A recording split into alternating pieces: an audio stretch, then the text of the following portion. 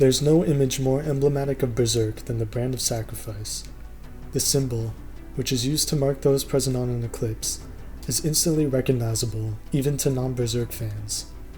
But with how much Kentaro Miura has woven mythology, symbolism, and parallels into the narrative, there's a lot more we can discover about what this symbol may mean about the world of Berserk and its future. There are many different angles to choose for this video, so I won't settle on one definitive answer.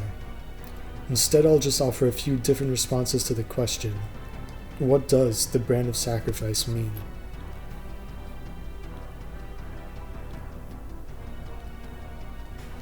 While the symbol might look flat, like the Nordic runes it might be inspired by, it's more likely to represent one fixed line, with two lines spiraling around it. The Holy See uses a similar logo, with the rising bird surrounded by two swirling lines. This brings to mind the caduceus, wielded by Hermes in Greek mythology. The ideas we might associate with Hermes are messengers, transportation, and other characteristics of that god, but the symbol dates back even further. The Sumerian god Ningijata is also associated with that symbol, who is a god of the underworld and agriculture. This is as far back as we can trace the symbol in the Near East, but through these examples we can put together that the caduceus is a symbol of growth and mobility, which is present in many ways throughout the story. But the Far East has another interesting symbol for us to look at. If you're familiar with an image like this, one of the chakras present in the human body, you already have a little grasp on the Hindu idea of Kundalini.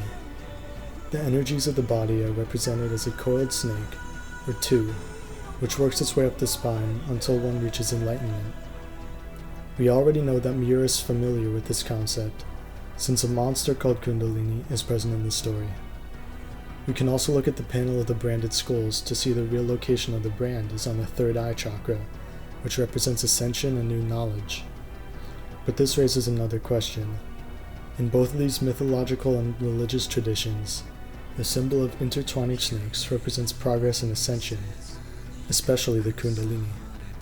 Why then would it be placed on those who are destined to be killed? We have two examples of a god hand's ascension in Berserk, maybe one and a half. We of course have the ascension of Femto at the end of the Golden Age arc, and we can also see Skull Knight's memories of what happened to him and the Lady Priestess of the Cherry Blossoms. It isn't much of a stretch to say that Geyserk and Void had a Guts and Griffith-like relationship, which culminated in an eclipse, which involved the three of them.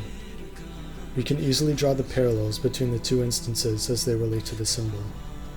There are three important figures in any eclipse, the two who fall behind, and the one who ascends to godhood.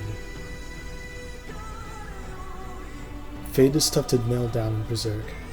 Sometimes the story seems like a tragedy where the characters have no free will and are at the mercy of higher powers. But other times, it seems like Guts' force of will is enough to overcome fate.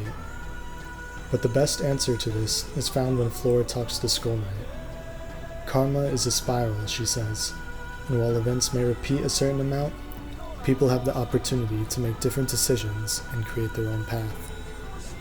Looking at the symbol itself, we can see the spiral present in the world tree, as well as the idea of evil, which seem to be connected in some way. After a certain point in the narrative, many have noticed that events in the story seem to be repeating. We saw Guts' battle with Griffith in the snow paralleled later, with Guts being the one left behind, rather than Griffith. If the parallels continue, we may reach a point where the eclipse is paralleled, but with some major changes. If Guts could cause a different outcome in the spiral of fate, Griffith could be defeated, and the characters of Berserk could be free from the cruelty of fate.